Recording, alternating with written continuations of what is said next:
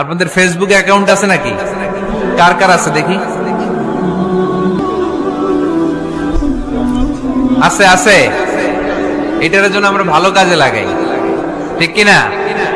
আপনি চাইলেই এমন ভাবে ফেসবুক ফ্রেন্ড লিস্ট করতে পারেন যারা ভালো ভালো জিনিস শেয়ার করে, যারা মোটিভেশনাল জিনিস শেয়ার করে, ইসলামের পক্ষে কথা বলে।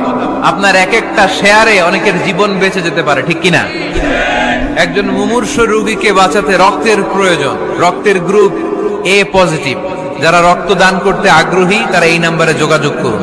ফেসবুকে মাঝে মাঝে এরকম নিউজ আসে না নাই?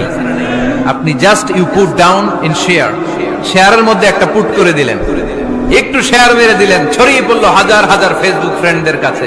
তাদের অনেকে ব্লাড দিতে আগ্রহী, সে তাড়াতাড়ি যে সেখানে ব্লাড ডোনেট করে আসলো।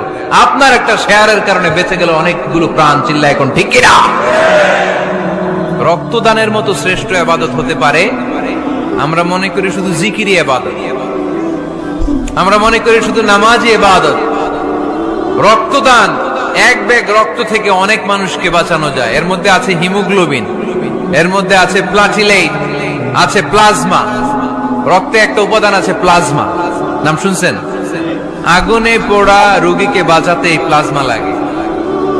হসপিটালের বার্ন ইউনিটে যেয়ে দেখবেন মানুষ কিভাবে চিল্লায়। নুসরাত নামে একটা মেয়ে মারা গেল না?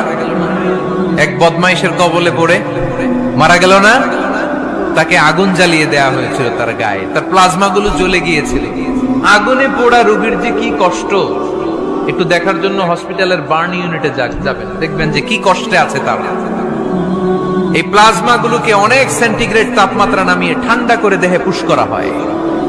আপনার এক ব্যাগ রক্ত থেকে প্লাজমা আলাদা করা হবে, প্লেটলেটস আলাদা করা হবে, হিমোগ্লোবিন আলাদা করা হবে, শ্বেতকণিকা, লোহিত কণিকা আলাদা করে অনেকগুলো মানুষ বেঁচে যাবে।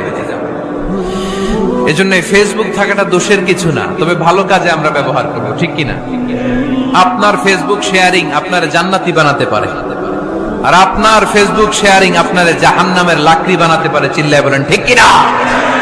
So the decision is yours.